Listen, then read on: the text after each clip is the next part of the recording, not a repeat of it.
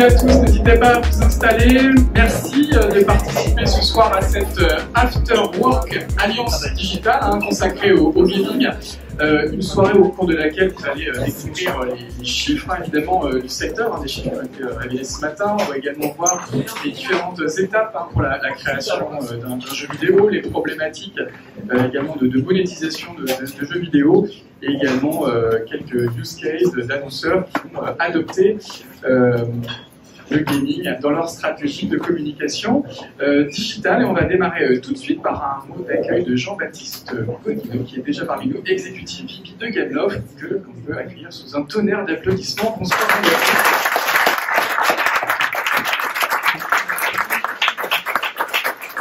Merci. Écoutez, je vais être très bref parce qu'on a envie de vous dire plein de choses ce soir. On est très contents, on est très honorés et très contents de vous accueillir tous ce soir. Gameloft a rejoint le groupe de travail il y a un peu moins d'un an. On est très contents d'en faire partie, de bénéficier un peu de tous les avantages, tout le fait de pouvoir se rencontrer et échanger sur nos problématiques. Aujourd'hui, alors, on va parler de publicité, mais on va surtout parler de jeux. Là, je vous présente. Je me présente à vous en tant que Gameloft et je parle en nom de tout le monde. Gameloft est un éditeur de jeux et on a plein de super talents de chez nous qui ont accepté de rester ce soir pour vous parler un peu de ce qu'ils font au jour le jour. Mais entre-temps, je vais laisser la parole à Adrien et Guillaume pour vous rappeler un peu la mission du groupe de travail gaming et les avancements de tous les travaux. Tout ça. Voilà, merci. On va faire une petite compétition. Il y aura une PlayStation à gagner, une petite compétition à la fin. À l'issue, quand vous aurez tout bien écouté, on fera une compétition sur les bornes d'arcade. Et à la clé, il y aura une PlayStation 5 à gagner qui vous attendra, qui attendra le gagnant à la sortie. Voilà. Merci. Merci beaucoup Jean-Baptiste. Il n'y a pas des PlayStation 5 à chaque événement du groupe de travail malheureusement, donc vous êtes bien tombés. Bonsoir à toutes et à tous. Donc moi je représente avec mon compère Guillaume le groupe de travail de l'Alliance Digitale spécialisée sur le gaming et publicité. Merci beaucoup Jean-Baptiste, Hugues et toute l'équipe Gameloft. Et pour l'accueil bien sûr, mais aussi pour tout le boulot, pour le cerveau derrière depuis un an pour faire cette présentation et pour tout le contenu qu'il y a derrière, au-delà des petits fours et des consoles et des jeux et plein de choses. Mais merci pour la participation active. On fait donc partie de l'Alliance Digitale, c'est pour ça que nous sommes là. L'Alliance Digitale va pouvoir parler programmatique, audio programmatique, DOH, plein de choses. Il y a plein de commissions de travail, il y a plein de groupes de travail, il y a plein de productions. L'année dernière, sur le groupe de travail gaming, on a publié le premier panorama gaming, en tout cas le premier de l'Alliance Digitale, sur le sujet gaming et publicité, mais aussi un lexique, glossaire pour y voir clair. Et puis surtout, c'était long, un livre blanc, le premier livre blanc sur la publicité, in-game et out of the game, voilà, pour couvrir toutes les facettes et donner envie aux annonceurs de tester le gaming et la publicité. Voilà, donc le groupe de travail regroupe toutes ces entreprises participantes.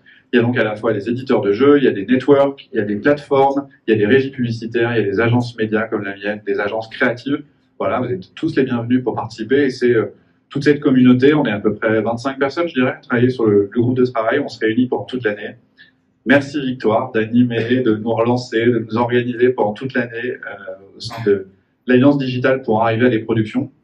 On mettra cette année, bien sûr, à jour glossaire, livre blanc et panorama. Je voulais faire une petite introduction avant de passer la parole à Guillaume sur le principe d'industrie créative et d'industrie culturelle. Moi, je travaille en agence média chez Mindshare. On est habitué à lier le gaming d'être toujours dans une recherche de KPI, de performance, de ROI, ROAS, retour sur l'investissement publicitaire. Donc on est toujours dans cette logique-là et dans les conversations qu'on a avec nos clients, il y a certains de mes clients dans la salle, bonjour. On se dit, mais oui, mais il faut absolument qu'il y ait un retour sur investissement, ça va être quoi le KPI qu'on va suivre, ça va être est-ce qu'on va le comparer avec YouTube, est-ce qu'on va le comparer avec de la télé, est-ce qu'on va le comparer avec du search, comment est-ce qu'on va s'y prendre, etc. Donc ça, c'est des choses qu'on aborde et c'est des choses à aller voir les cas. Il y a beaucoup de cas ce soir qui sont fabuleux, qui sont très bons. Et moi, je voulais rappeler aussi que c'est aussi un lien avec la créativité. Et donc, Gameloft, on est dans une industrie qui est une industrie créative, une industrie culturelle. Les gens qui vont présenter des choses ce soir travaillent dans ce domaine-là, pas que dans l'industrie publicitaire. Et en fait, tout ça, ça permet, alors j'ai pu mettre à jour le chiffre de 6,1 milliards d'euros, et plus 5 milliards ou 5 milliards et quelques, parce que les chiffres qu'a publié le CEL sortent tout juste aujourd'hui. Mais voilà, c'est beaucoup de talents qui travaillent, plus de 12 000 personnes qui sont liées à ça, beaucoup de studios de formation, la créativité est très forte en France et reconnue partout dans le monde grâce à des gens comme Gameloft et d'autres éditeurs, etc. Donc on est une industrie créative. Et ça tombe bien, parce que quand on veut relier ça avec un travail de marque, avec des annonceurs, et pour le coup, agence média ou groupe média comme celui pour lequel je travaille, on est à fond sur ces sujets-là. Il y a un des plus grands événements dans le monde qui s'appelle les Cannes Lions, qui a lieu en juin chaque année à Cannes et qui vient récompenser la créativité pour les annonceurs.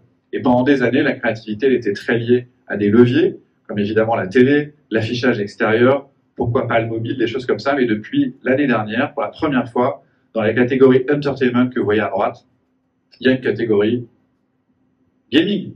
C'est pour voir si vous suiviez dès l'intro. Mais voilà, il y a une nouvelle catégorie qui est une catégorie Gaming et qui vient donc récompenser les annonceurs sur leur créativité spécifiquement sur la partie Gaming. J'en ai sélectionné 4 ce soir et je ne présenterai pas les cas en détail parce qu'il y en a plein d'autres après. Mais ça, ce sont des cas qui ont gagné des Lions à Cannes et des Lions à Cannes pour des agences créatives. Moi, je fais partie de WPP. Il y a des agences comme Ogilvy et KQA qui viennent travailler toute l'année pour obtenir des Lions à Cannes, qui viennent récompenser leur travail et la créativité pour les annonceurs.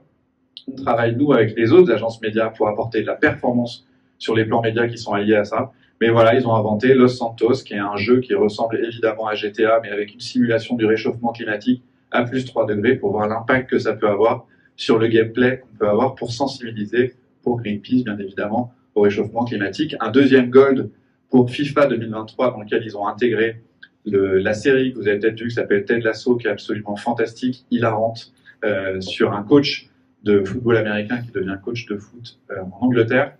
Et ils l'ont intégré dans le gameplay de FIFA 2023 avec le personnage de Ted Lasso et plein d'autres. Voilà, Oreo et enfin Dell qui a créé une gaming cap, donc une casquette pour pouvoir jouer et ressentir via des capteurs pour les personnes qui sont malentendantes toutes les simulations de jeux quand on joue à des jeux de guerre ou de simulation, parce qu'ils perdaient évidemment par rapport aux autres puisqu'ils ne pouvaient pas entendre les tirs qui se passaient autour d'eux à 360 degrés. C'est une innovation qui a été faite par une agence pour Dell avec cette gaming cap. Ces 4 exemples, il y en a plein d'autres, mais voilà, c'est aussi une invitation pour les marques à aller travailler le gaming. Les autres fois, on a fait des afterwork, on a parlé des formats, on a parlé des modes d'achat, on a parlé de choses assez techniques d'un point de vue média. Voilà, n'oublions pas que c'est une industrie culturelle, une industrie créative, et dans laquelle voilà, des gens comme Gameloft nous permettent de nous exprimer. Voilà. Merci Adrien.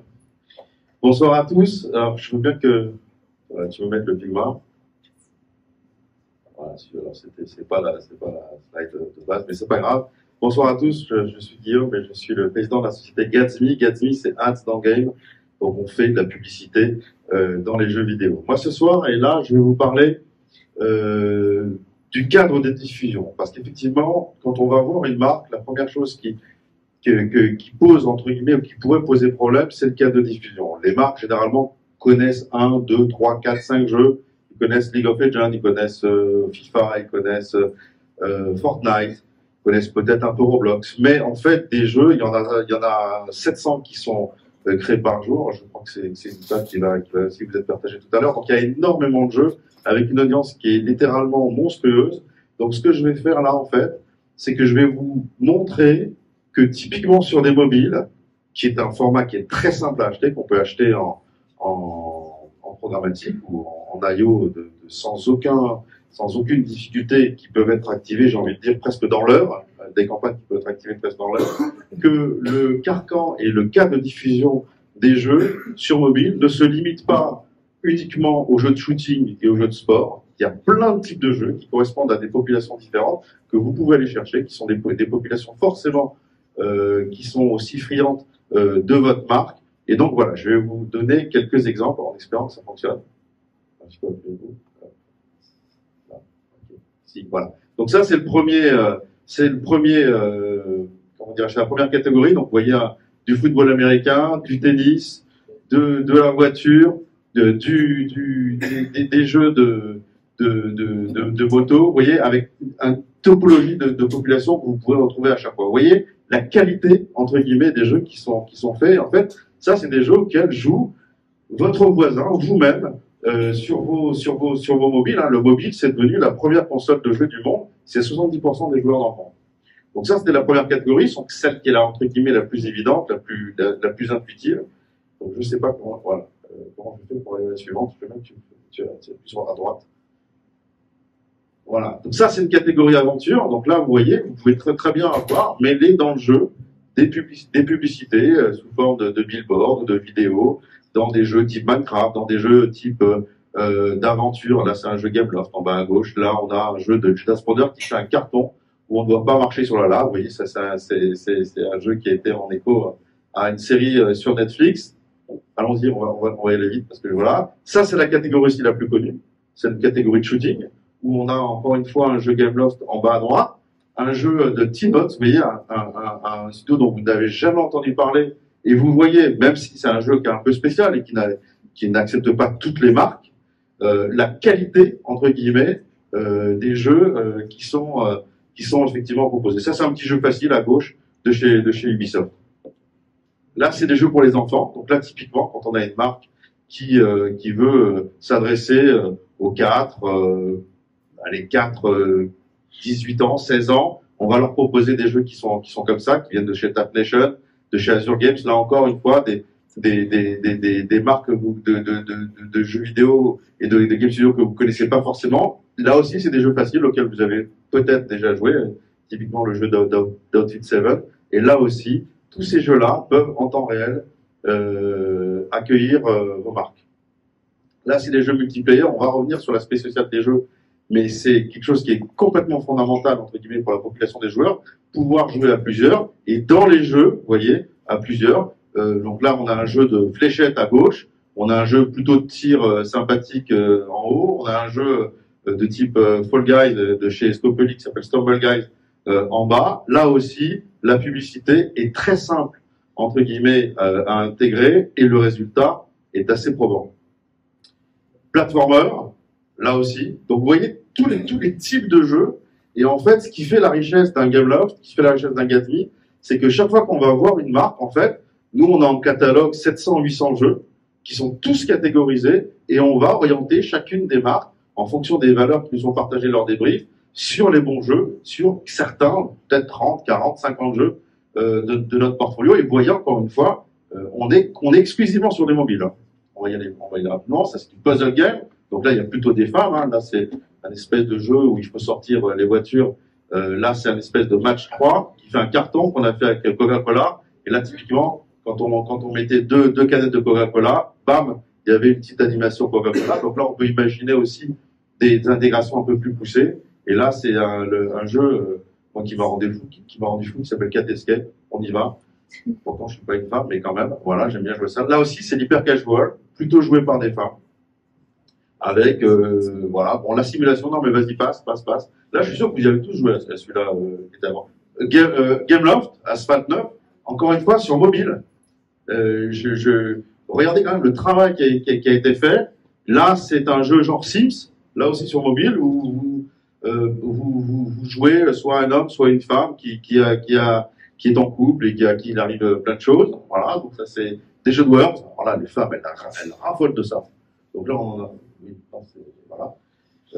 Peut-être aussi, hein, il n'y a pas de sujet. Et là aussi, mettre de la publicité là-dedans, ben, c'est directement rentrer dans une audience un peu particulière. Et là aussi, même si le jeu Word peut paraître simple, vous avez quand même des mécaniques et des graphismes qui sont tout à fait exceptionnels. Allons-y, peut-être rapidement. Là, c'est les boards. Donc, vous voyez toutes les catégories qu'il y a en fait de jeux et dans lesquels on peut puber. Bon, là, vous avez du Mahjong. Si vous voulez vous adresser ou des échecs, si vous voulez vous adresser à des populations un peu particulières, mais typiquement sur le dos des cartes, voilà, vous mettez une marque, c'est assez sympa et c'est complètement seamless pour le joueur. Alors l'ASMR, là c'est pour plutôt les jeunes filles, hein, où elles vont se peigner les cheveux, s'occuper de leur furoncle, voilà, ou alors tailler des pièces en bois. Non mais vous rigolez, mais en fait, ce n'est pas que des jeux snacking. Là aussi, on a de vrais. Bon, j'ai l'impression qu'il y en a certains d'entre vous qui ont déjà joué aussi à ces jeux-là. Vous voyez, vous pelez des fruits ou ça en fait, c'est des jeux entre guillemets dont l'objectif est de passer juste un bon moment sans aucune, j'ai envie de dire, autre motivation que ça. Et là aussi, quand on propose aux marques, ben on a des taux d'efficacité, comme le disait Adrien, des KPI qui sont assez remarquables. Je crois qu'on en finissait là. Voilà, je voulais pas passer trop de temps, mais je voulais vous dire qu'en fait, le média en tant que jeu vidéo, c'était un vrai sujet et qu'il y a des sociétés qui les catégorisent et qui peuvent vous en trouver des dizaines qui correspondent exactement à votre audience. Merci Guillaume, on peut l'applaudir. Merci Guillaume, merci Adrien, merci Jean-Baptiste pour ces quelques bonnes introductions. N'hésitez pas évidemment à rejoindre le groupe de travail gaming au sein de l'Alliance Digitale, vous voyez, qui est animé par des passionnés de jeux vidéo. On est là pour parler de publicité. Avant de parler de publicité dans l'univers du gaming, on va s'intéresser aux audiences et j'invite Yoli Pretenteri, Head of Consumer Market Insight Teams de Gameloft et James Rebourg, président du CEN, le syndicat des éditeurs de jeux vidéo et de logiciels de loisirs, à nous rejoindre sur scène. Bonsoir à tous les deux. On peut également vous applaudir. Je vais vous présenter des excellents chiffres de ce secteur du gaming. Bonsoir et bienvenue. Je m'appelle Yoli Pretenteri. Je gère l'équipe qui fait de marché chez Gameloft. Une mission de CMA, c'est de travailler avec les équipes de développement pour mieux comprendre le marché et leur audience. Bonjour, je suis James Rebourg. Donc moi j'ai l'honneur d'être président du syndicat des éditeurs de logiciels de loisirs. On regroupe à peu près une trentaine d'éditeurs de jeux vidéo avec les trois consolés qui sont respectivement Nintendo, Sony, Microsoft et pas mal d'éditeurs, donc aussi bien internationaux que français. En tant que syndicat, comme vous l'imaginez, on a une grosse dimension interpublique. Et pour rebondir sur ce qu'évoquait l'intervenant, on dépend par exemple de deux ministères. Le ministère de la Culture, donc, qui prend bien la dimension créative au niveau du jeu vidéo, et l'économie pour la partie plutôt tech et numérique.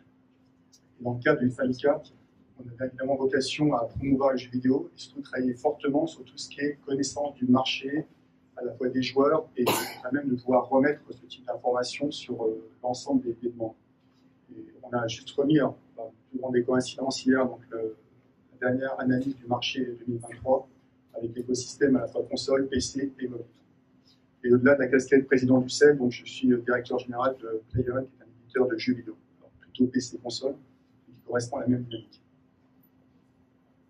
Ok, on va commencer par qui ici s'identifie en tant que gamer? Pas bien, pas mal. Mais qui ici a déjà de jeux vidéo téléchargés sur le mobile? Peut-être que je ne joue pas tous les jours, mais il y a de jeux. Tout le monde. Oui, parfait. Merci beaucoup. Donc, exactement ça qu'on a trouvé cette année. Donc, 3,2 milliards de joueurs dans le monde. Une augmentation de 22% par rapport à 2019. Et 7 Français sur 10 jouent de jeux vidéo. Aussi, il n'y a pas que beaucoup de joueurs, il y a aussi beaucoup de revenus. Et il y a 184 milliards de dollars de revenus en 2024 dans le monde, 53% plus que 2019. Et en France, il y a 6,1 milliards de chiffre d'affaires. Donc, tout le monde joue et aussi, c'est un secteur très profitable. Il y a aussi énormément de l'offre. Évidemment, tout le monde a compris que c'est un secteur très profitable. Vous avez dedans du Google Stadia, Apple Arcade, Netflix Gaming, tout le monde se montre dans le jeu vidéo.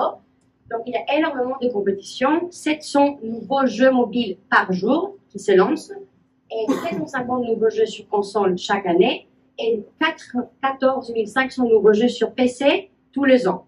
Le mobile reste la première plateforme pour deux raisons. On a toujours le mobile avec nous, donc c'est très facile à le sortir, jouer à partie et fini. Et aussi, le téléphone, ils ont tellement de bonne qualité avec le stockage et les graphiques, donc je peux vraiment trouver des jeux qui ont la même qualité qu'un jeu PC console sur mobile. Et aussi, le joueur, on peut voir qu'il ne s'agit pas du tout à une seule plateforme. 44% de joueurs jouent plus qu'une plateforme. PC console, mobile, tout le monde joue et aussi tout le temps. Et, on le dit 10 fois, mais tout le monde est un gamer. Il y a aussi les chiffres par rapport à toutes les différentes générations. Et il y a 92% de Gen Alpha qui jouent de jeux vidéo. Et en France, il y a le moyen âge, c'est 40 ans. Imaginez ça. C'est 40 ans. Et aussi, il y a 33 ans dans le monde. Et il y a autant de femmes et de hommes qui jouent de jeux vidéo. Alors oui, effectivement, maintenant tout le monde le sait, en l'occurrence les jeunes générations, mais je peux vous rassurer que dans notre capacité à promouvoir et à porter la bonne parole du jeu vidéo, il a quand même fallu attendre pas loin de 5 ans pour que les gens comprennent qu'effectivement maintenant un joueur sur deux est une joueuse. Donc c'est vraiment une tendance de fond. Ce qu'on peut avoir, c'est qu'aujourd'hui, uniquement sur la France, on a 19 millions de joueuses. Alors, la petite différence quand même qu'il y a entre les profils joueurs hommes et joueurs femmes, on n'est pas sur les mêmes types d'appétence de jeux. Chez les femmes, on est légèrement plutôt sur des jeux en consommation mobile, sur des jeux plutôt casual, voire hyper casual, mais qui peuvent assez rapidement après rentrer sur l'univers console et PC. C'est pas une petite différence. Un point également aussi important dans cette dimension, c'est qu'il y a une vraie notion de régularité au niveau du jeu vidéo dans sa consommation. On verra après sur la slide. Et qu'à travers ce type de consommation, ça permet vraiment d'élargir fortement le profil, aussi bien du côté masculin que du côté féminin. Ce qu'il faut vraiment aussi appréhender, alors là l'étude est un peu différente quand on dit que les femmes passent 11 heures par semaine à jouer. C'est une étude essentiellement anglaise qui a été un peu requalifiée. Dans la grande moyenne en termes de consommation, je parle bien moyenne, on est à peu près aux alentours de 7 heures de jeu pour l'ensemble des populations, un peu plus pour des populations de 12-14 ans. Mais à l'inverse, quand vous prenez des populations d'enfants, aussi bien jeunes filles que jeunes garçons, on est à peu près sur les mêmes types de consommation, aux alentours de 8 à 10 heures. Donc il y a une vraie convergence sur les profils de joueurs des enfants, alors que sur la moyenne des femmes qui maintenant plutôt 39 ans, les types de jeux sont différents entre hommes et femmes.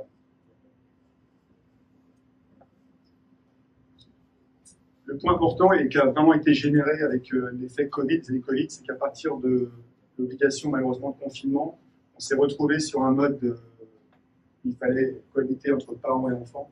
Il y a une vraie dynamique qui a été portée, c'est qu'il y a eu deux schémas qui ont développé la consommation intergénérationnelle. On a soit le cas des enfants qui ont commencé à remettre la console dans le salon et dire aux parents, de toute façon on n'a rien à faire d'autre, donc peut-être qu'on va jouer. Et donc les parents se sont mis à jouer ou à rejouer pour certains. Ou l'inverse, parfois des parents qui ont commencé à dire de toute façon, quitte à s'emmerder, si vous passez l'expression, on va passer des moments relativement agréables avec nos enfants.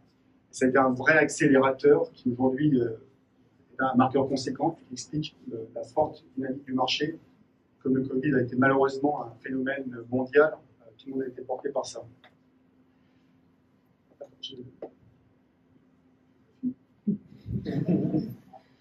Il y a un point aussi qui est vraiment important dans la partie jeux vidéo quand vous comparez avec les autres ICC, donc qui sont respectivement à la fois la musique, la vidéo et même le livre, c'est que c'est une vraie notion de partage. Il y a une dynamique aujourd'hui assez forte, on verra sur la slide suivante. Quand vous jouez la grosse quête, qui est vraiment une tendance très très forte, maintenant c'est la notion de multijoueur.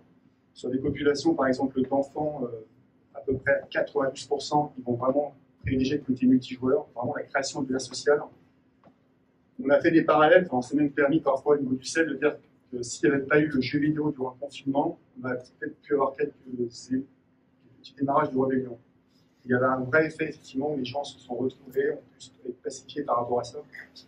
Alors, je fais aussi une digression assez particulière, mais on est souvent attaqué dans le jeu vidéo comme étant un média qui potentiellement génère de la violence, de l'addiction et tout. Il a été fait une enquête il y a maintenant 2 ans, faite par Oxford, donc Oxford, c'est des gens qui sont un peu crédibles, sur 40 000 personnes, de tout type d'âge et de tout type de profil.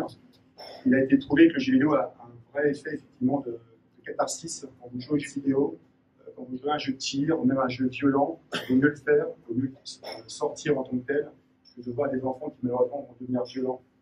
Il y a un vrai décalage par rapport à ça.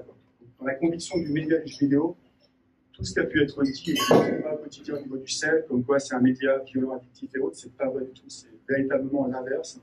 On a beaucoup aujourd'hui maintenant de professeurs qui viennent avec nous pour expliquer que c'est un média qui au contraire est vraiment très intéressant, qui développe pas mal d'activités cognitives, en capacité effectivement à pouvoir créer du lien social et faire en sorte parfois de travailler la notion de performance auprès des jeunes enfants. Dans les motivations, la première, c'est bien évidemment la partie divertissement. Parce que d'un côté, quand on joue aux jeux vidéo, comparativement à notre type d'industrie culturelle, on s'implique, il y a une notion d'attention assez forte qui permet véritablement de rentrer dans un monde.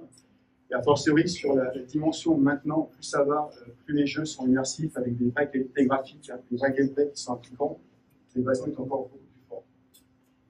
L'autre point qui est important, c'est la partie, alors, quand on parle d'évasion, c'est la notion de lien social. Véritablement, c'est aujourd'hui un très très important. Alors, je reprends la casquette effectivement syndicale du CEL. C'est un message aujourd'hui qu'on porte et qui est bien reçu auprès des autorités ministérielles pour prouver que c'est un vecteur de relation sur des jeunes populations comme des jeunes adultes. Et le point important, c'est que pas mal d'études ont prouvé qu'en jouant aux jeux vidéo, ça développe fortement les capacités cognitives et que c'est même demandé aujourd'hui par les parents, sachant que les parents, avec la notion de contrôle parental, peuvent voir ce que font aujourd'hui les enfants. un vrai équilibre. Alors, je suis un aparté. Le problème qu'on avait dans le jeu vidéo il y a maintenant 20 ans, c'est que finalement c'était un loisir de jeunes que les parents ne comprenaient pas. Comme maintenant les parents vivent avec le jeu vidéo, les parents comprennent l'intérêt de jouer au jeu vidéo, et il n'y a pas ce frein qui gênait les générations antérieures.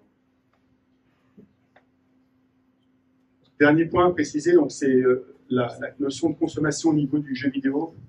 Nous on parle pour la partie jeux mobile de snack gaming, c'est qu'avec un smartphone toujours en poche, les différentes typologies de jeux permettent de pouvoir jouer soit 5 minutes, 10 minutes, 15 minutes selon le temps à partir. Et ça, c'est un vrai vecteur.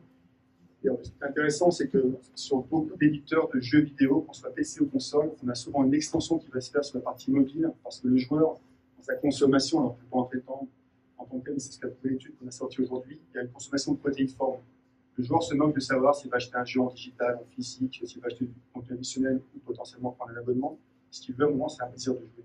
Et à travers ça, on va choisir quelle est la meilleure solution par rapport à ça.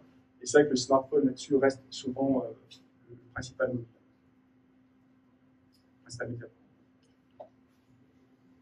J'en ai fini. Merci.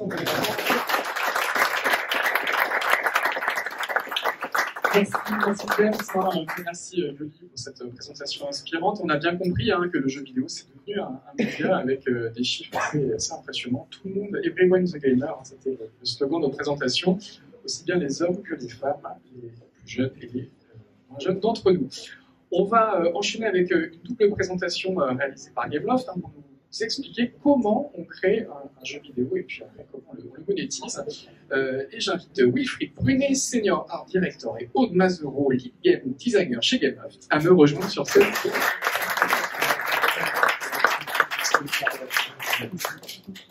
Wilfried, Aude, on vous écoute. Bonsoir, donc oui, moi je suis Aude Mazero, Lead Game Designer chez Gameloft, et donc je suis Wilfried Brunet, directeur artistique depuis 6 ans, 7 ans chez Gameloft. Donc on va vous expliquer un peu notre process de comment on conçoit un jeu vidéo, de l'idée jusqu'à ce qu'il arrive à l'écran. Et on ne fait pas ça par hasard, c'est pas juste une idée qu'on a dans le studio. On analyse déjà les top compétiteurs du secteur, on va regarder sur quelle plateforme ils se trouvent, et on va essayer d'identifier un manque, un jeu qui n'existe pas sur un secteur, qui correspond à une audience, et on va essayer vraiment de chercher des idées par rapport à un type de jeu, un genre de jeu qui manque sur le marché en fait. Une fois qu'on a trouvé ce slot vide, le travail qui va être poussé derrière, ça va être de déterminer, ok, il y a un slot, c'est quoi l'audience? C'est quoi l'audience? C'est qui? Vous avez vu les chiffres avant, hommes, femmes, âge. On va vraiment pousser ça et on a des équipes chez Gameloft qui sont spécialisées là-dedans et qui vont décortiquer réellement, ok, à qui ça peut s'adresser. Et à partir de ce moment-là, le vrai travail qui va commencer, ça va être d'être à la fois graphiquement, mais aussi au niveau du gameplay, de parler à cette audience, et puis, oui, de lui offrir un jeu. De vous offrir un jeu potentiel. Il y a musique en plus. Pas de musique. Alors le travail qui commence ici, c'est de faire la carte d'identité du jeu, en gros de décrire quel va être le jeu dans un document qui va à l'essentiel, mais qui est là pour faire comprendre facilement ce que va être le jeu. C'est là qu'on va définir quel va être le modèle économique du jeu. Est-ce que c'est un jeu qui va être fait par exemple pour Apple Arcade ou Netflix, donc un jeu à abonnement? Est-ce que ça va être un jeu gratuit avec des microtransactions qui est là pour durer dans le temps? Est-ce que c'est un jeu premium, donc qu'on va payer et qui est disponible par exemple sur Steam? On va définir donc quelles sont les motivations des joueurs, comment on joue au jeu via des boucles de gameplay. Par exemple, là vous avez l'exemple de Disney Dreamlight Valley. On débloque des personnages, on fait des activités avec pour compléter et augmenter notre amitié avec les personnages de Disney. progresser dans le jeu, faire débloquer des nouvelles choses, et c'est une boucle, donc ça recommence, et le joueur prend du plaisir comme ça très longtemps. On va aussi définir les compétiteurs et ce qu'on appelle la design cathédrale, donc les piliers du jeu, ce qui va faire son identité forte, qui va ensuite nous aider à définir toutes les fonctionnalités qui seront dans le jeu et qui seront pertinentes pour notre audience. À ce stade-là, on n'a pas encore vraiment tout ce qu'on va mettre dans le jeu. Mais on a cette boucle. Et cette boucle, elle nous dit, en gros, toutes les actions, plus ou moins, que va faire le joueur. En tant que directeur artistique, à ce moment-là, ce qu'on va chercher à faire, c'est à explorer. Alors, on va explorer et ce qu'on va essayer de faire, c'est d'aller le plus loin possible graphiquement. Ça ne correspondra pas forcément. On est vraiment là en conception. On n'est pas encore en production. Donc là, ce qu'on va chercher à faire, c'est à faire du mieux possible, le plus beau possible, pour vraiment se fixer un objectif. Et ensuite, on va vous détailler, vous verrez comment ça se passe derrière pour l'atteindre. Mais ici, la vidéo que vous voyez sur le côté, c'est pas forcément le jeu final. Par contre, c'est toutes les intentions graphiques vers lesquelles on souhaite tendre.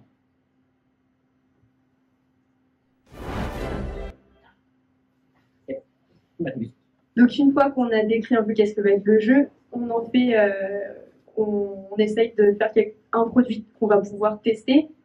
Et la première chose à faire, c'est vraiment tester l'essentiel.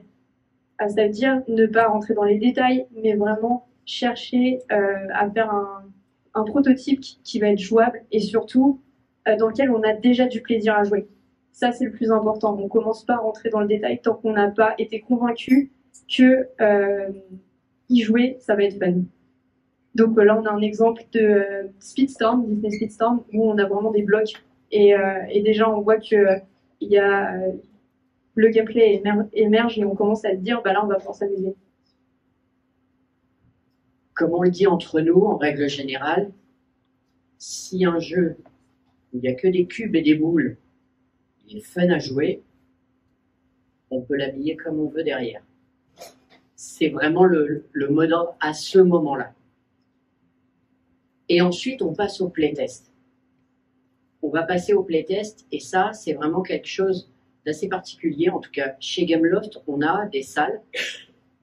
On va faire venir des joueurs, des gens non-joueurs, des gens moins joueurs. Ben, vous l'avez vu tout à l'heure, tout le monde est joueur en vrai. Et on a des salles avec des caméras, mais partout. Vous imaginez pas. Et on va les faire jouer à nos prototypes. Et on a des équipes qui vont tout décortiquer. Le comportement du joueur, le moment où il a bloqué, le moment où il a compris, le moment où au contraire il était complètement paumé. Et à ce moment-là, on va pouvoir analyser tout ça, décortiquer et se dire, bah ok, ça marche, on garde. Ça marche pas, qu'est-ce qu'on fait? On travaille, on enlève. Voilà. Cette passe de playtest, c'est vraiment fondamental.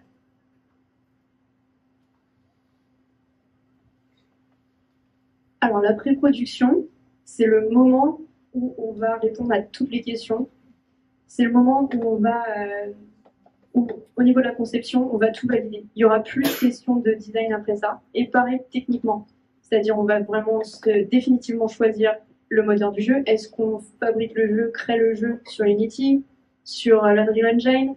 On va faire des choix techniques qui vont être définitifs et qui vont du coup avoir un impact sur la production. Quand on parle de moteur de jeu, c'est en gros l'espèce de boîte blanche dans laquelle il n'y a rien, dans laquelle on va vraiment bâtir le jeu. C'est ce qu'on appelle un moteur chez nous.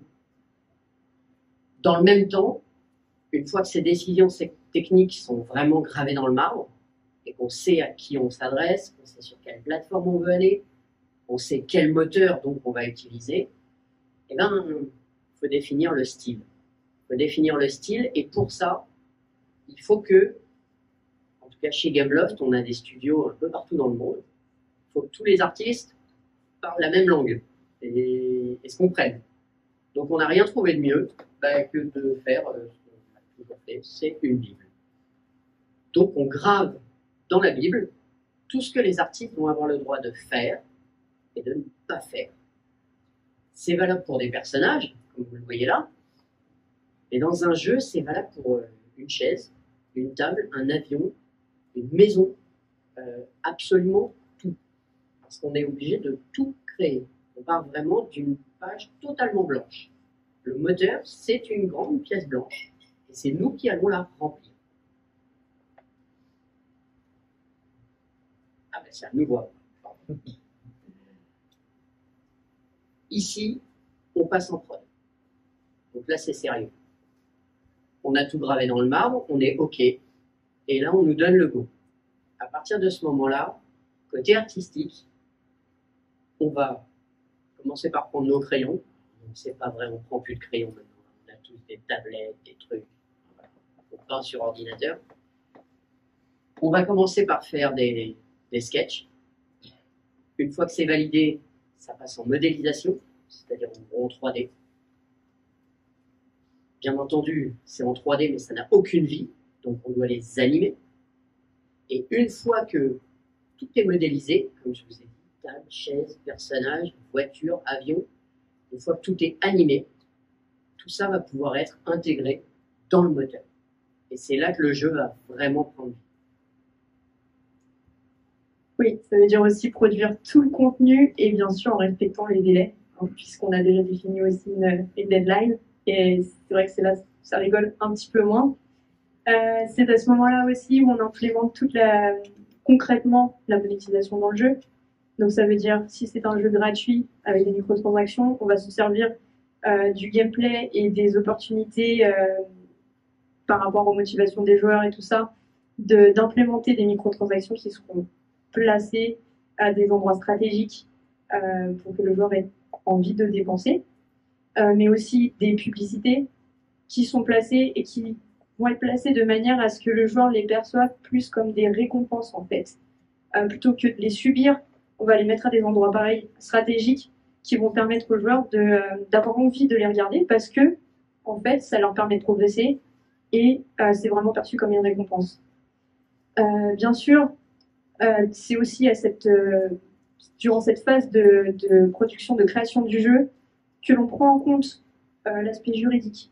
Donc, comme expliquait Wilfried, on va créer des concepts, les implémenter. Tout ça, il faut prendre en compte le délai de vérification de notre secteur, enfin de notre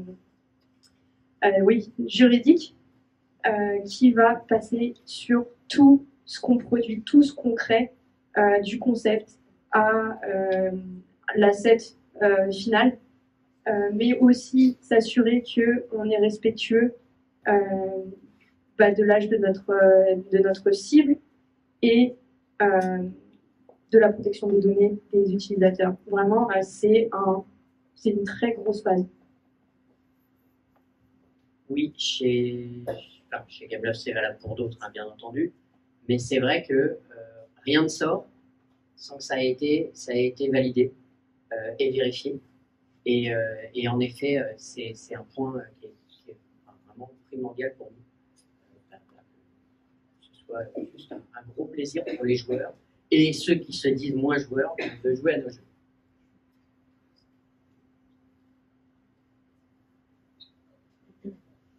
Alors là, c'est un bon exemple de avant-après. Ce qu'il faut savoir, c'est que le délai de production, en tout cas chez Gameloft, varie selon le type de jeu, bien sûr, entre 1 et 3 ans, je dirais. Par exemple, sur des jeux à abonnement comme chez Apple Arcade ou Netflix, on va plutôt être sur des durées de développement, de production de 1 an, mais ça peut aller jusqu'à 3 ans, comme pour Disney Dreamlight Valley, quand le jeu est plus complexe et bien sûr avec beaucoup de contenu et la qualité exceptionnelle qui est celle de Disney Dreamlight Valley. Là, c'est un bon exemple, et vous le voyez juste en 2 images, d'un point de départ, d'un premier travail, et puis d'une itération pour arriver au résultat que vous voyez en bas. Il s'est passé, en effet, à peu près 2 ans entre l'image du haut et l'image du bas. Et ça, c'est, pour ceux qui ont déjà joué à des jeux Gameloft, ça fait vraiment partie de notre ADN.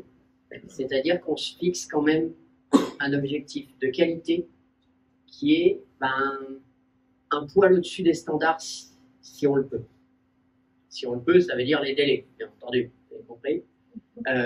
Et ça, c'est vraiment une des choses qu'on vise en permanence chez Gameloft, quelle que soit, on va dire, la typologie de jeu, que ce soit nos propres licences, comme Asphalt, ou les jeux pour Disney, pour Lego, comme on a pu en produire, pour Marvel, comme on a pu en produire également.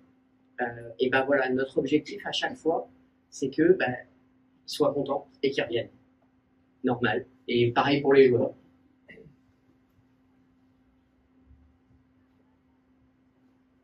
Et je crois qu'on a terminé.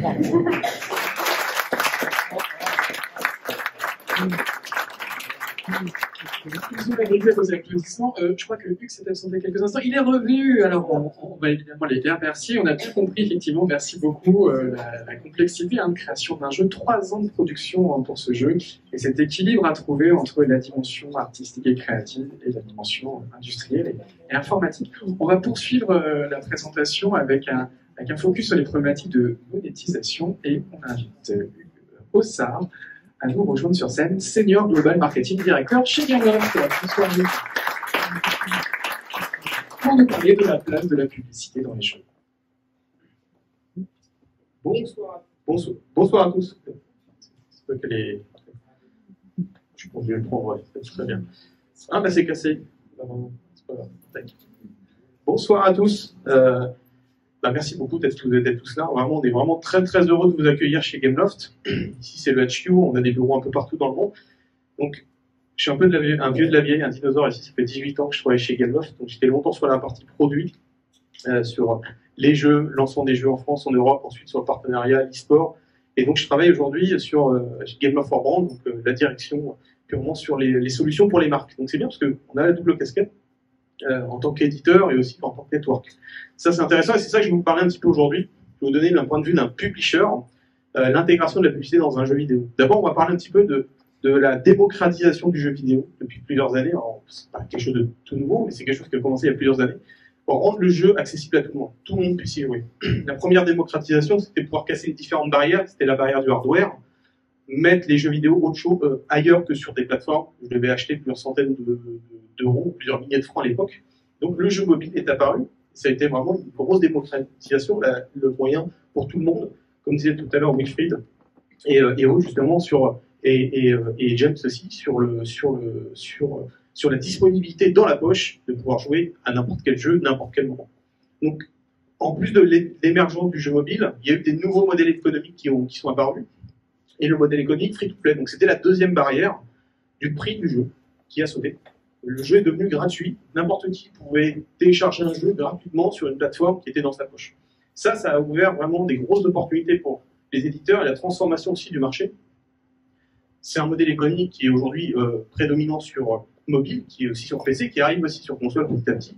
C'est un modèle économique qui a des gros avantages parce qu'il ouvre les portes. Tout le monde, n'importe qui peut télécharger le jeu et y jouer directement. Donc vous avez accès à une énorme audience. Par contre, vous avez peu de joueurs qui dépensent.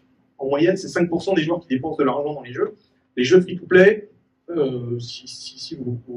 j'explique un petit peu ce que c'est rapidement, c'est un jeu gratuit au téléchargement, et après vous avez des microtransactions dans l'expérience pour améliorer l'expérience et l'adapter à la façon dont vous allez jouer. 5% des joueurs, donc 95% des joueurs ne dépensent pas. Donc, en tant qu'éditeur, il y a un moment, il fallait trouver un moyen de dire comment je vais monétiser ces joueurs. C'est là que la publicité est arrivée, notamment chez Gameloft et chez les éditeurs, monétiser ces audiences. Alors c'est super, c'était une opportunité aussi pour nous de dire on a une grosse audience, on va le monétiser avec la publicité, mais c'est un métier qu'il faut apprendre. Et en tant qu'éditeur, nous, le cœur de notre métier, c'est de faire des jeux déjà. Il faut protéger l'expérience du joueur.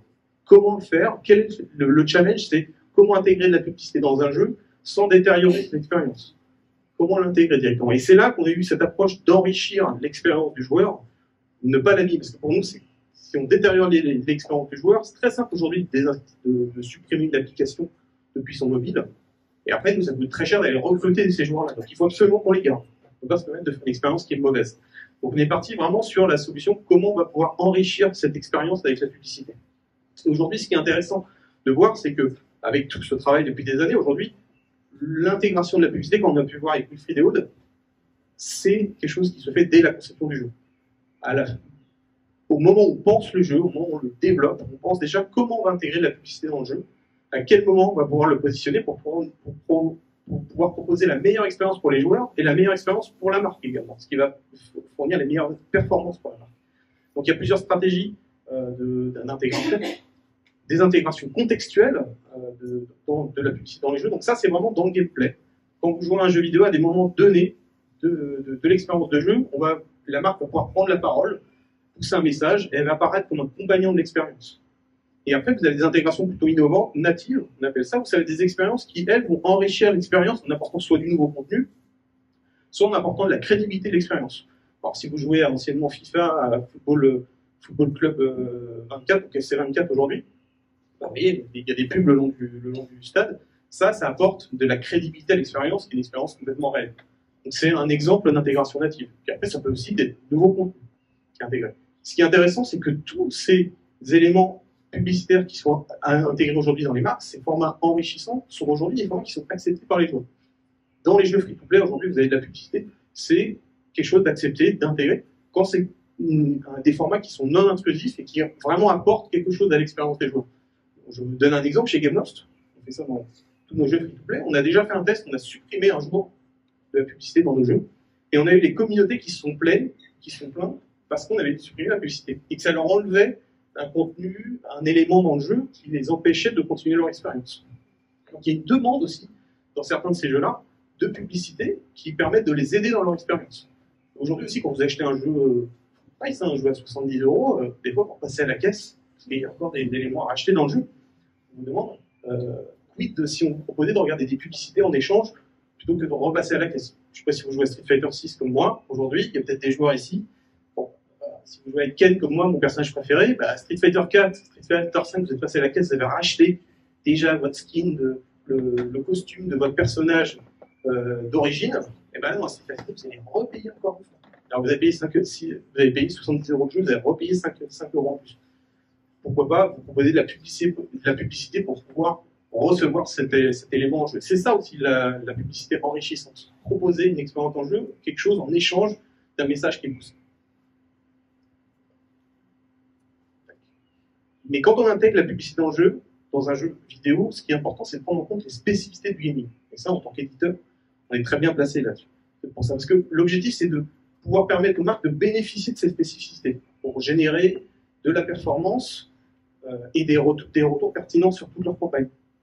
Il y a plusieurs éléments qu'on a pu voir avec James, qui est parti malheureusement, mais on a eu vraiment de la chance de l'avoir avec nous ce soir.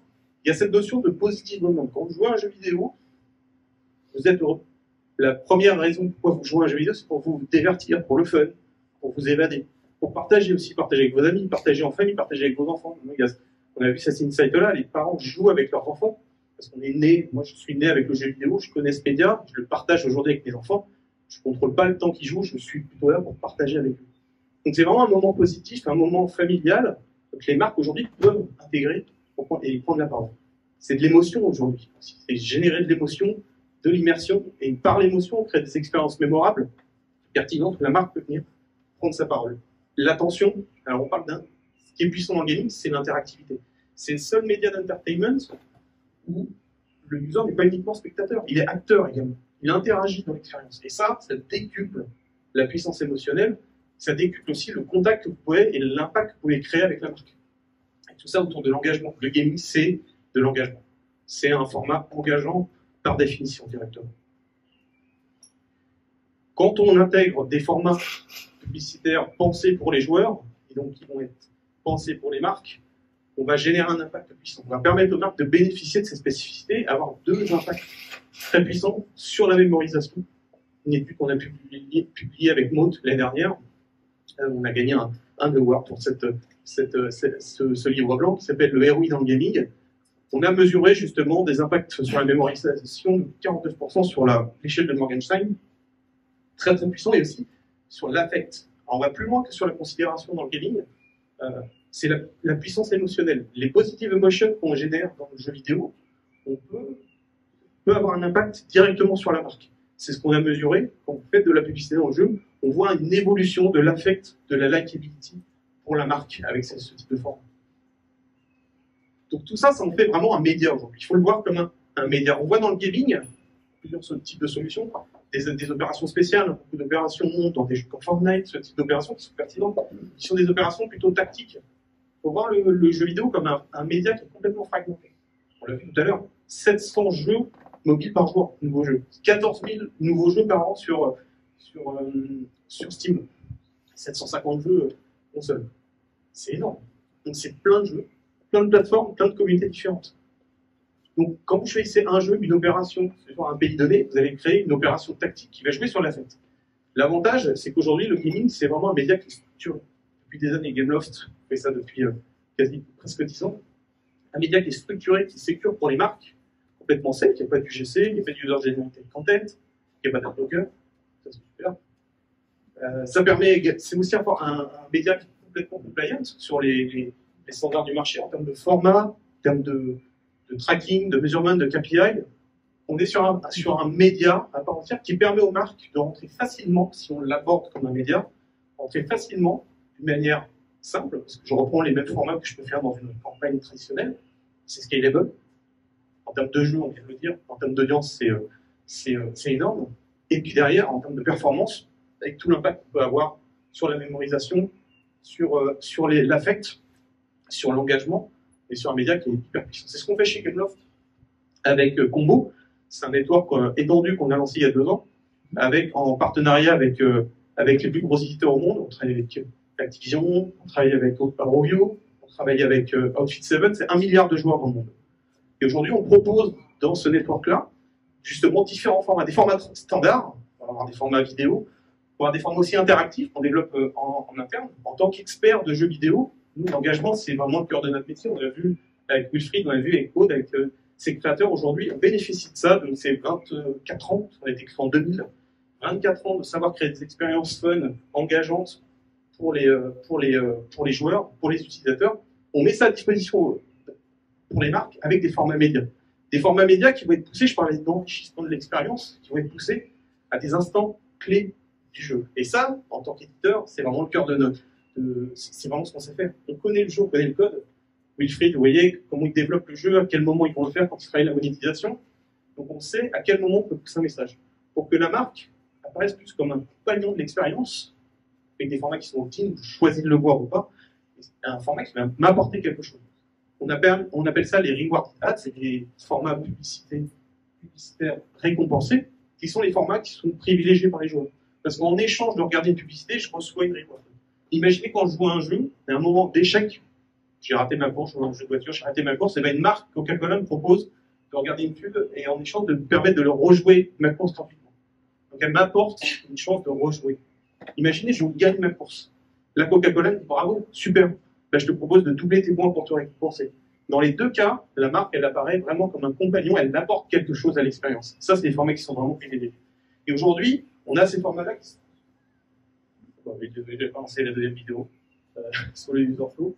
Et maintenant, aujourd'hui, avec ces formats-là, on est vraiment au cœur de l'expérience. On propose aux marques de rentrer vraiment au cœur de l'expérience, bénéficier de toutes ces spécificités du gaming et avoir un vrai impact sur la marque.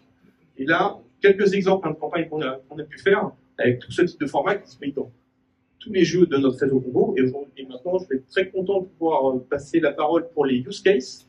On va voir justement quelques-uns de ces formats qui nous seront présentés en détail. Merci à tous.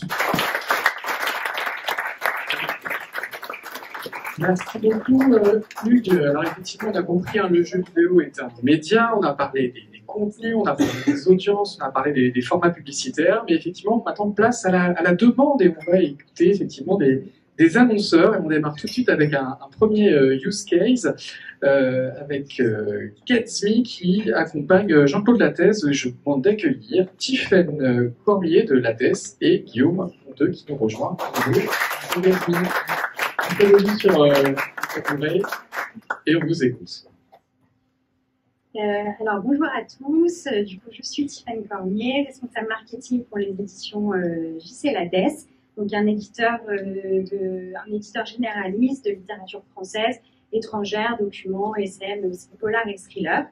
Donc là je vais vous présenter une campagne marketing qu'on a mise en place pour la sortie d'un nouveau roman des auteurs Éric Giacometti et Jacques Raven.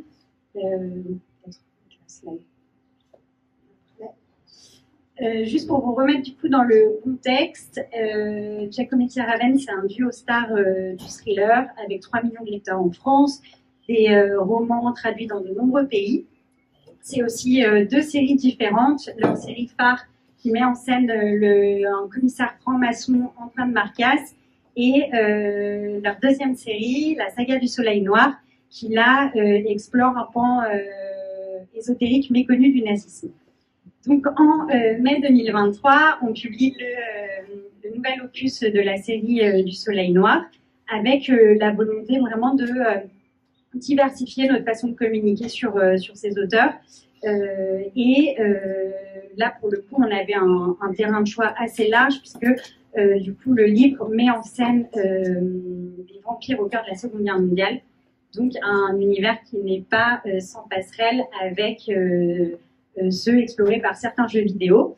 Donc là, l'idée de creuser vers une campagne in-game est née, et parce que aussi le jeu vidéo est certes un concurrent du livre, mais c'est aussi un levier vers des ponts d'idées de lecture assez évidentes, et parce qu'il faut aller recruter les lecteurs potentiels un peu partout, y compris ceux qui sont en train de jouer sur leur smartphone. Donc on a fait appel à Gatsby pour mettre en place une campagne in-game. C'est la slide. Avec un objectif principal de visibilité, avec une contre-contrainte, c'était de communiquer uniquement sur le marché français parce que littérature française. Donc là, on a décidé de communiquer sur 78 jeux les plus populaires de Gatsby, donc sur smartphone, tout environnement confondu, action, aventure, sport, racing, sur une cible plutôt jeune adulte entre 25 et 45 ans, avec une répartition égale entre hommes et femmes, parce que le lectorat de Giacometti Raven, c'est principalement des hommes, mais il faut oublier que la majorité des lecteurs sont en fait des lectrices. Du coup, une campagne qui a duré en tout 4 semaines, donc une belle opportunité de visibilité et hyper intéressant pour le côté aussi répétitif sur la cible. Sur du coup une campagne de 12 publicités en tout, en 5 formats différents qu'on a sur lesquels, donc tous cliquables, sur lesquels on a pu décliner différentes accroches, différents messages plutôt. De dire que le livre était en librairie, mais aussi d'avoir des créas plutôt orientés avec des accroches un peu catchy, histoire de capter l'attention du joueur. C'est une campagne qui est complètement inédite dans le milieu de l'édition. C'est la première fois que ça a été fait pour le livre en tout cas. C'est une campagne dont on est très fiers, d'autant plus que c'est une campagne qui a très bien marché, puisque du coup on peut le voir sur la slide suivante. Notre objectif principal qui était la visibilité du coup a été largement atteint, même dépassé, 2% au-dessus de l'objectif. Un taux de clic là qui est intéressant puisque proche des références du marché, et il ne faut pas oublier que c'est du coup une première campagne, que c'est un produit quand même assez spécifique, un produit culturel spécifique qui est le livre. Donc le joueur n'a pas du tout l'habitude de voir, en tout cas dans son univers gaming. Et puis en plus, la contrainte aussi, la spécificité que nous on a dans l'édition, c'est que on n'a pas de site marchand. Donc c'est-à-dire qu'en fait l'URL de redirection de la campagne, en fait l'internaute atterrit sur la fiche titre du livre et on ne peut pas en fait renvoyer vers un revendeur plus qu'un autre pour des raisons politiques. Et donc c'est vrai que encore une fois c'était pas notre objectif principal. C'est pour ça qu'on a choisi de faire une campagne plus axée sur la visibilité, donc qui a été largement atteinte, puisque là on peut voir le nombre d'impressions totales qui du coup a excédé de la cible de 3%, des utilisateurs uniques aussi largement au-dessus de l'objectif. Donc une vraie campagne réussie, et je pense que du coup ce qui est intéressant à retenir, c'est que encore une fois, ce que je disais, c'est une campagne complètement inédite dans le monde de l'édition, que ces résultats-là nous poussent en tout cas à explorer toujours davantage ces voies croisées de promotion. Et que cette campagne a confirmé en tout cas mon intuition sur le fait que le joueur qui joue à ces jeux vidéo a du coup un vrai intérêt a priori dans le produit culturel, notamment en tout cas dans l'univers du divertissement, et pour nous c'est vraiment une mine d'or pour recruter en tout cas toujours de nouveaux lecteurs. Voilà pour cette campagne. Et je crois qu'à la fin, il y a une petite vidéo qui montre les différents univers.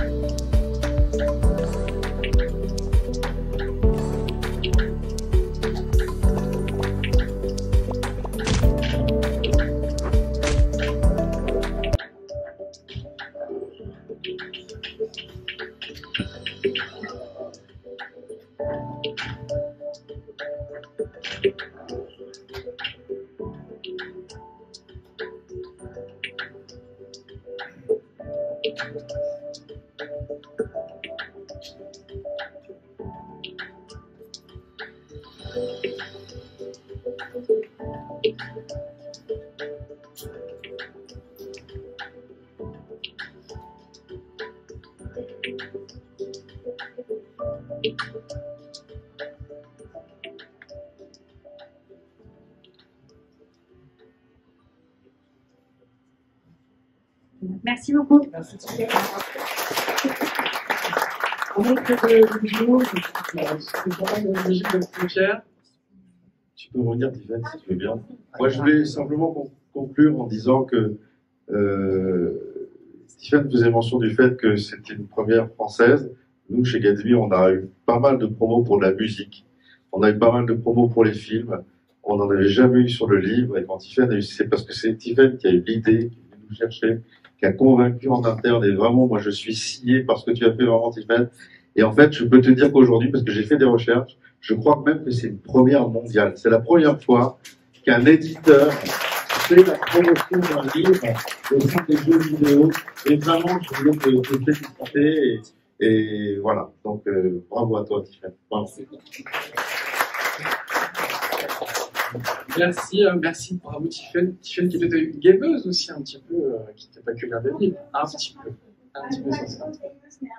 Très bien. Merci en tout cas pour ce témoignage. Et on va poursuivre avec un second témoignage qui est celui de cet élève. Et j'invite Amélie Pierron, Media Activation Leader, à nous rejoindre sur scène sous vos applaudissements. Bonsoir Amélie, déjà un mot, on excuse Claire Lelièvre qui n'a pas pu être parmi nous ce soir, mais on l'embrasse et nous suivra en replay, en vidéo dans quelques heures. Alors on est là donc pour parler d'un cas, CTLM, on vous connaît, vous êtes une filiale du groupe BNP Paribas spécialisée dans le crédit à la consommation. Pourquoi est-ce que CTLM s'est lancé dans la publicité, dans le gaming? Bonsoir. Alors en fait c'est parti d'un constat tout bête, on a une marque qui est très très forte, on a beaucoup de chance, on a plus de 80% de notoriété, mais quand on a creusé, on s'est rendu compte que sur les sites plus jeunes, le constat était un peu moins sympa et ça décrochait beaucoup, malgré toute notre communication sur les réseaux sociaux et sur ce qu'on pouvait appeler les nouveaux usages. Et parallèle de ça, le gaming, c'est une tendance qu'on suivait depuis longtemps, et le parallèle que je fais souvent, c'est comme le social media il y a 10-15 ans. Facebook a déboulé, tout le monde l'a regardé un peu de loin, et puis on a vu que c'était un usage qui prenait, des audiences qui prenaient. Le gaming, c'est la même chose, on l'a suivi, on s'est dit là, il se passe quelque chose, il y a du monde, il y a de l'audience, il y a un usage, il y a Twitch qui déboule et qui progresse. Et si on veut toucher cette génération-là, ben, nous aussi, il faut que nos stratégies de com prennent ces tournages-là, ces tournants-là, pardon. Et du coup, on a senti il y a 2 ans que nous aussi, on devait intégrer ça, mais on a pensé comme un levier supplémentaire dans nos stratégies de com. C'était, voilà, comme le social media est arrivé il y a quelques années, il fallait qu'on intègre cet usage-là, et c'est comme ça qu'on a décidé de s'en mettre en place. On comprend une volonté avant tout de rajeunir un petit peu la clientèle en touchant de nouvelles audiences. Une fois que vous avez pris la décision d'y aller, alors comment êtes-vous allé dans cet univers? Quelles ont été les différentes étapes? Alors là, pareil, compliqué, parce qu'il y a, on l'a vu ce soir, en fait, il y a 1 milliard de possibilités. Il y a in-game, il y a des opérations ponctuelles avec des influenceurs, il y a Twitch, il y a les réseaux sociaux, il y a plein de choses. Ce qui a drivé notre choix, c'est déjà une volonté, comme je le disais, de l'intégrer dans la stratégie de com et d'en faire un axe parmi d'autres, donc une volonté de s'inscrire dans le long terme. On voulait pas, enfin, de notre point de vue, on ne voulait pas partir sur quelque chose de ponctuel. Et du coup, dans toutes les pistes qu'on a étudiées, est ressorti assez vite le sponsoring et le sponsoring des équipes e-sport. L'avantage pour nous, c'est que une marque de crédit qui déboule comme ça dans le gaming, c'est pas naturel, c'est pas, on avait un peu peur de la réaction des communautés, parce qu'on a beaucoup étudié ça et on sait que ça fonctionne quand même beaucoup par communauté, et on s'est dit, on va y aller step by step, et avant tout, il faut qu'on acquiert une certaine légitimité. Et comme on l'a expliqué ce soir, en fait, il y a cette relation gagnant-gagnant, où sponsoriser une équipe, c'est montrer qu'on la soutient, financièrement évidemment, mais pas que, montrer qu'on l'accompagne, et ça crée une certaine affinité avec ces communautés-là, qui permet derrière d'aller plus loin, de parler du gaming, de gagner en légitimité. Et c'est comme ça qu'on a abordé le sujet. Donc on est devenu sponsor de l'équipe Solari, donc on a un super représentant là-bas dans le fond, Sébastien, qui est directeur commercial de Solari, qui nous a beaucoup aidé d'ailleurs à nous apprendre comment y aller. Et donc on est devenu sponsor de l'équipe de Solari. Quelques mots sur cette équipe. Ce sont des joueurs et des joueuses professionnels de jeux vidéo. Pourquoi avoir fait ce choix-là?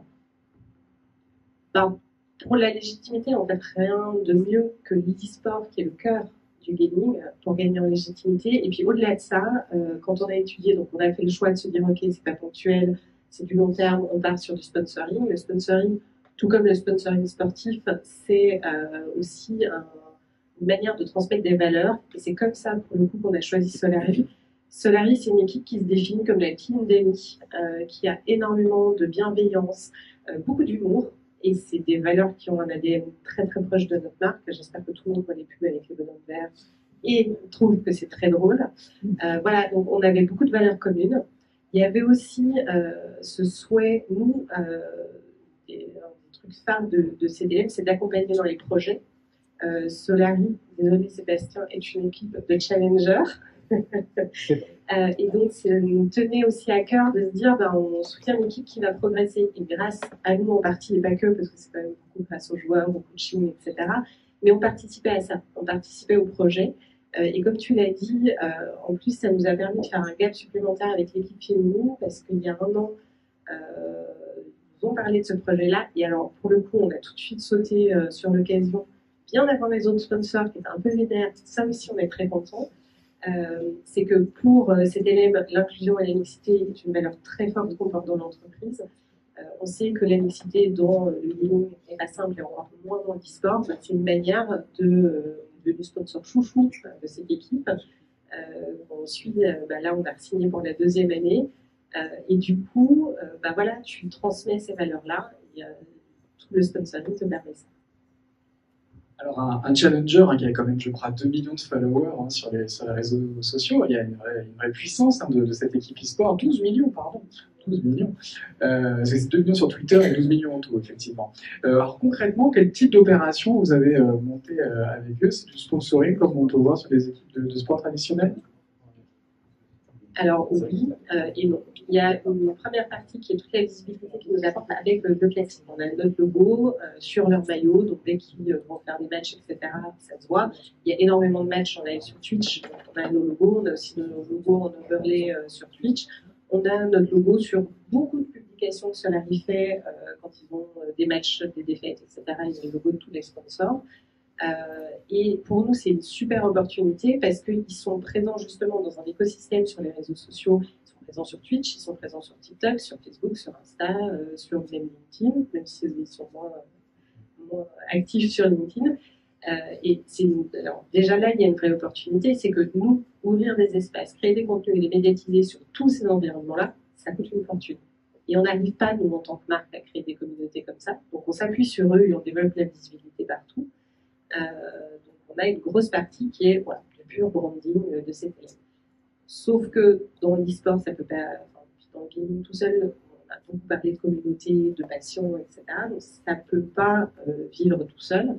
Donc le deuxième gros axe, c'est qu'on fait beaucoup d'activation avec Solary.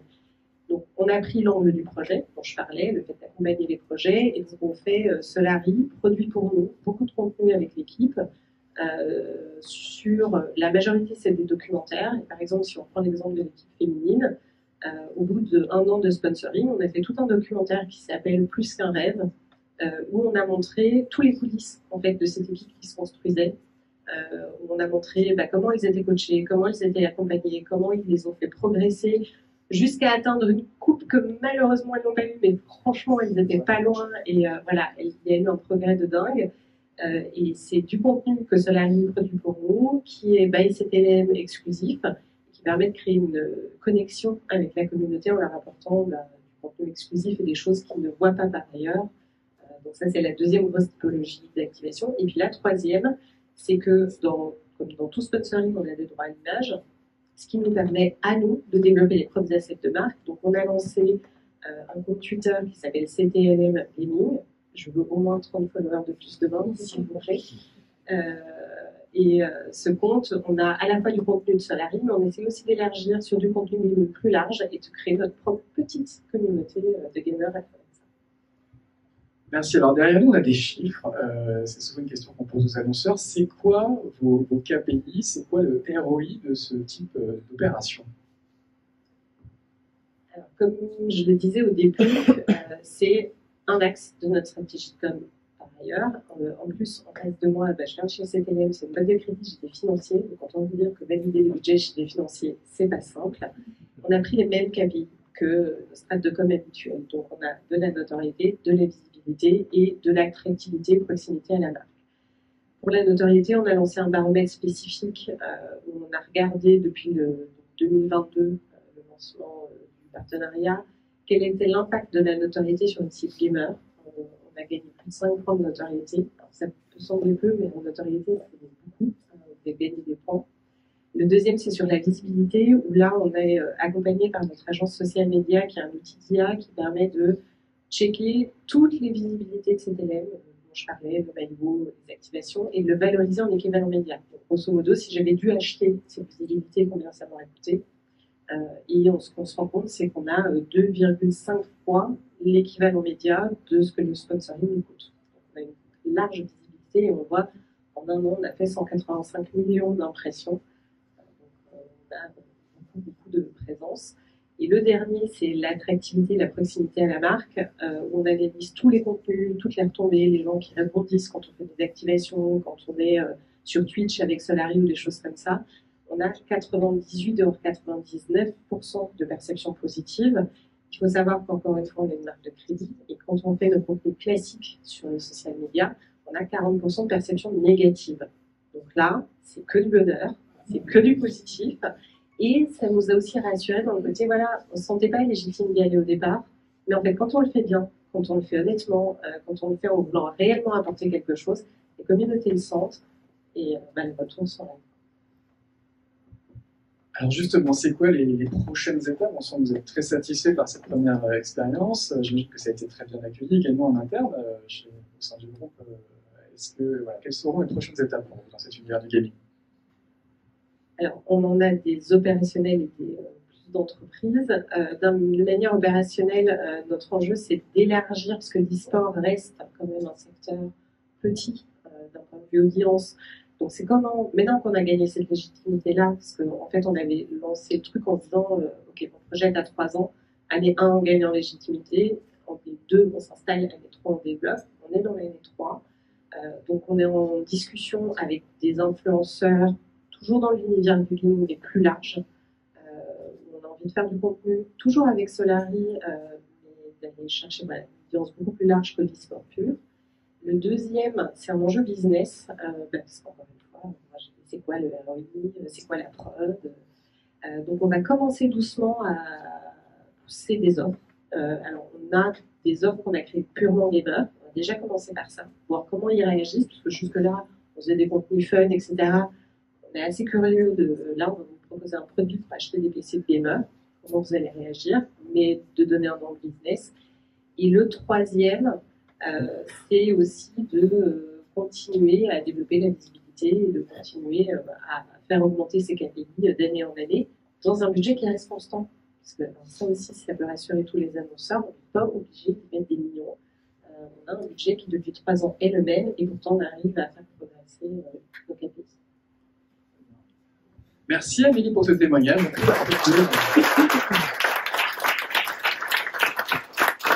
Si vous avez besoin de vous acheter un PC gaming, je crois que chez cette il y a des boutons en ce moment, hein, c'est l'occasion. C'est la location. Il y a plein de solutions de financement en tout cas chez cette n'hésitez pas à en parler à Amélie après ces présentations. Merci en tout cas, on va passer au troisième use case. Et j'invite Yann Gaillard de Super Awesome à nous rejoindre sur scène. Bonsoir Gaillard, pour évoquer la collaboration avec Paramount Pictures, je crois, c'est ça? Yann Gaillard, je suis manager chez Super Awesome. J'ai la chance de vous présenter Paramount Pictures qui n'a pas pu venir malheureusement aujourd'hui. Donc, pour ceux qui nous connaissent pas, on est une régie publicitaire dédiée à la jeunesse. Le gaming fait clairement partie de notre ADN. On a différents types de solutions. Donc, on a un marketplace d'applications et de sites de jeux et on travaille aussi avec des jeux de metaverse pour créer des expériences immersives dans des jeux. J'ai malheureusement pas la possibilité de vous présenter une expérience de jeu immersive aujourd'hui, mais ce sont des panneaux d'affichage standards. Pardon. Il y a la caméra. Donc des panneaux d'affichage standards. Donc le but du jeu ici, c'était de promouvoir donc la sortie du film Transformers auprès des adolescents en France. Donc on a identifié un jeu très populaire, je ne sais pas si vous connaissez, qui s'appelle Roblox. Roblox, en fait, c'est un jeu de métaverse, donc c'est un univers virtuel où chacun a un avatar. On va pouvoir venir se socialiser, parler avec ses amis, vivre d'autres expériences aussi. On peut faire participer à des expériences de concerts, par exemple, qui sont très populaires. Peut-être que vous en avez entendu parler dans Fortnite pendant le confinement avec Travis Scott, mais il y en a eu plein d'autres, Aya Nakamura, première française, etc. Et récemment Lady Gaga. Donc voilà, et donc ce jeu c'est une galaxie, en fait c'est un jeu qui est une galaxie de jeux, parce que la grande nouveauté c'est que ce sont aussi les utilisateurs qui sont créateurs de jeux eux-mêmes et qu'il y a des développeurs qui créent des jeux très aboutis et qui génèrent du coup beaucoup d'audience. Donc on a tous les carnets d'adresses pour trouver les bons développeurs, parce que quand on s'adresse aux jeunes, il faut avoir une approche contextuelle, il est complètement interdit d'utiliser de la data. Donc on va développer des relations pour identifier les bons jeux qui correspondent ici à la cible des 13+.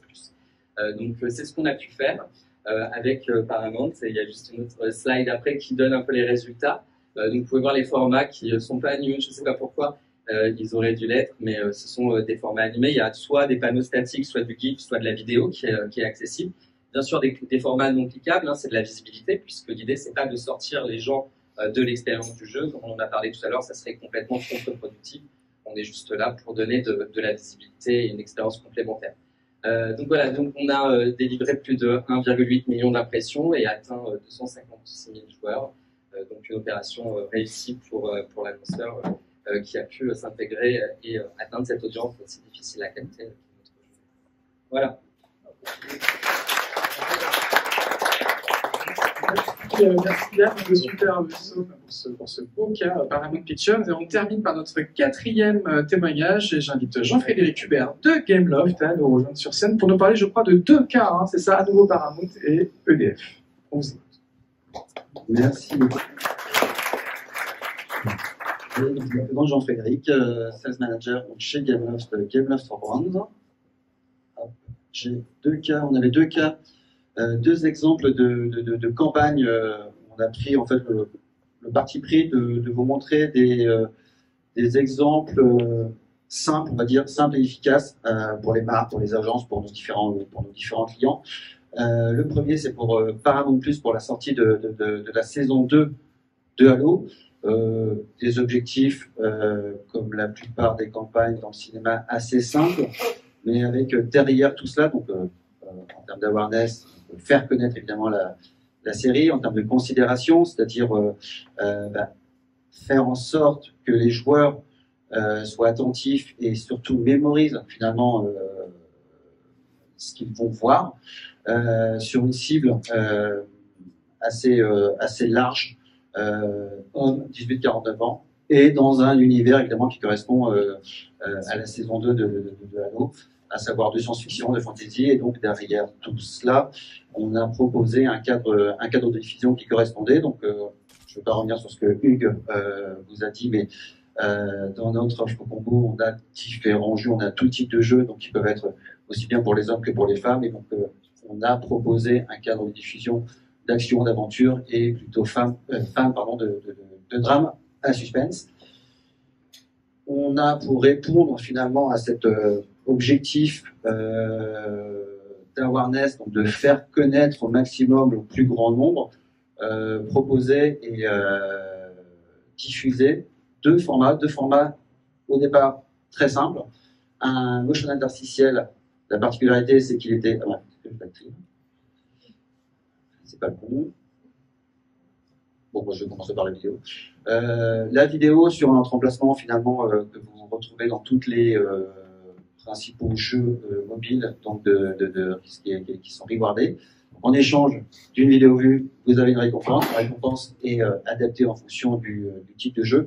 C'est le format, l'emplacement qui est le plus utilisé, le plus apprécié, encore une fois, par les joueurs.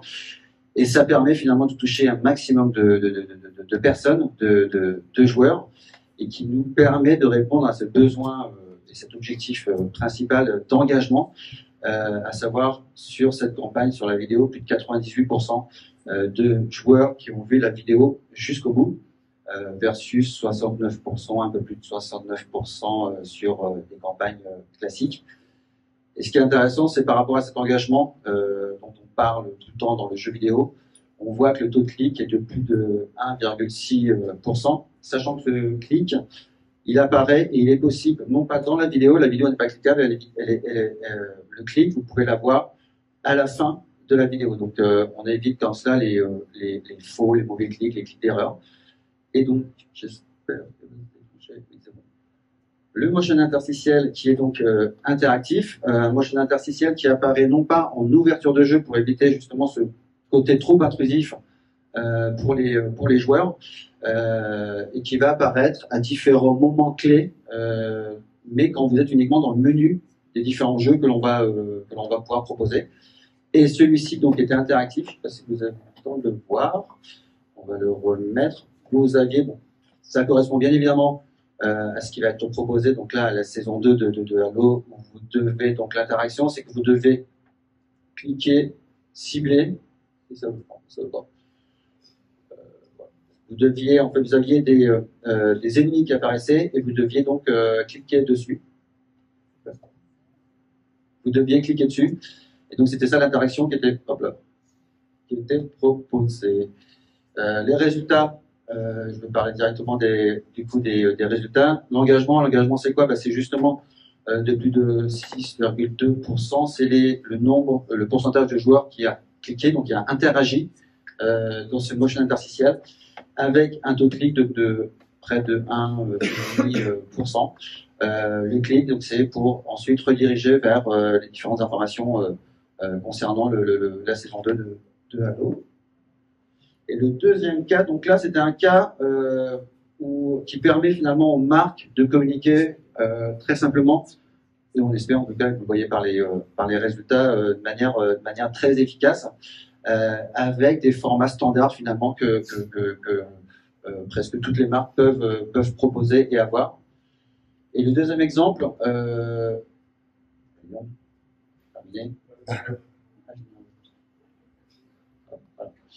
et le deuxième exemple, et le dernier, c'était pour EDF, avec une histoire et un contexte, je dirais, assez particulier par rapport à ce qu'on peut voir et avoir dans les jeux vidéo. On pense pas forcément à EDF quand on parle de jeux. Ils ont souhaité en fait encourager et aller chercher cette cible de joueurs en France et dans une démarche RSE. Le message, c'était donc de tout ce qui tournait autour des habitudes de consommation éco-responsables. Donc on était sur une audience relativement large, hommes et femmes, 18-49 ans. Et on a proposé en fait des intégrations là dites natives, c'est-à-dire que vous allez retrouver ces différents formats dans l'expérience quand vous jouez au jeu. Donc là, c'était dans Asphalt 8 et Asphalt 9, avec dans un premier temps un welcome screen rewardé avec deux types de messages. Le premier message, comme encore une fois derrière, c'était pour inciter les joueurs à se connecter pendant les heures creuses, donc de 22h à 6h du matin. Vous avez bien évidemment d'abord un premier message qui informait les joueurs que EDF proposait pendant les heures creuses des rewards. Donc les rewards, c'était ils pouvaient doubler leur monnaie dans Asphalt.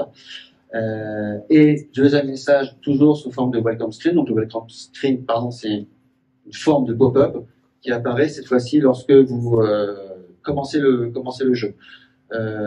Et donc ce deuxième message dans ce welcome screen, qui donc là, cette fois-ci, quand vous vous connectez entre 22h et 6h du matin, proposait donc la récompense qui était offerte par EDF. Et à cela était accompagné, quand vous jouiez là cette fois-ci à différentes courses, à des panneaux d'affichage, des billboards, à raison de 5 à 10 par course. Et donc ça a permis, voilà, les résultats que vous avez, des résultats avec des chiffres assez impressionnants. Sur plus de 10 millions d'impressions, on a réussi à atteindre près de 730 000 joueurs. Donc 730 000 joueurs ont été touchés, ont pu jouer à cette opération, avec plus de 96 000 récompenses distribuées par EDF et un taux de clic sur le reward donc de près de 6%. C'est quand même assez énorme. Et le dernier point en termes de résultats que on a souhaité aussi mesurer pour se rendre compte finalement si il y avait eu un réel impact aussi dans le jeu en lui-même et pour le jeu en lui-même, c'est le nombre de sessions en fait en heure creuse pendant la période de la campagne qui est de plus 16% versus avant la campagne. Voilà.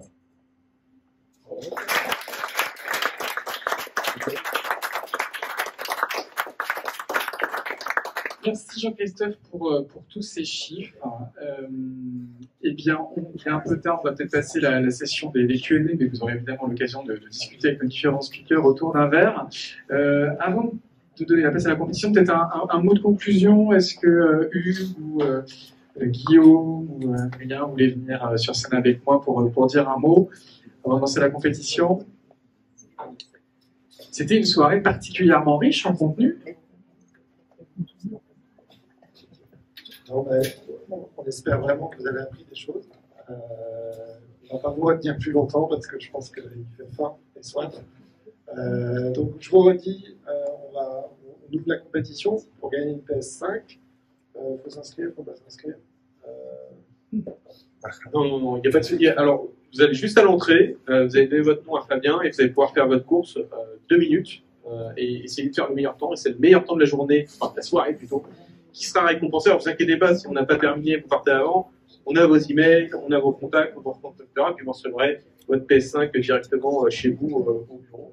Voir ce que vous voulez. N'oubliez pas en partant, chacun ici repart avec un cadeau. Vous avez un jeu en partant, donc soit des jeux physiques, soit des codes Switch, PlayStation ou Xbox à prendre, et aussi un livre sur Gameloft. C'est des codes sur notre dernier jeu de Disney Dream Light Valley, donc c'est un jeu pour tout le monde, donc n'hésitez pas et n'oubliez pas votre jeu avant de partir. Merci à tous et je vous dis à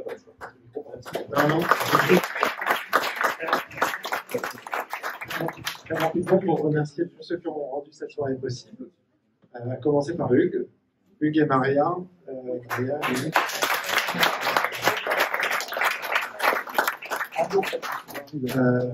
Victoire, qui a mis le jeu de qui nous a beaucoup aidé, qui nous a et voilà, puis tous les intervenants, merci beaucoup, internes, externes de chez Gameloft, et merci. Merci. On a vu la richesse de cet écosystème et cette superbe opportunité, évidemment, pour les marques d'investir dans ce type d'écosystème. Moi, j'ai rien envie de dire, sauf que venez participer au groupe de travail avec Adrien. Vraiment, on passe vraiment du temps. Toutes vos contributions sont positives et les soirées comme ça sont aussi très sympas. Et donc, voilà, j'ai hâte de vous retrouver aussi autour d'un verre de l'amitié. Et merci à Alliance Digitale et à Gameloft aussi pour ce soir. Franchement, vous étiez top de chez top. Ouais, merci beaucoup. Et en plus, on vous enverra bien sûr le fruit de tous les cases que vous avez vus. Vous allez pouvoir les avoir en détail. Et pour le clin d'œil, je trouve ça canon de terminer avec comme cadeau un jeu, mais aussi un livre.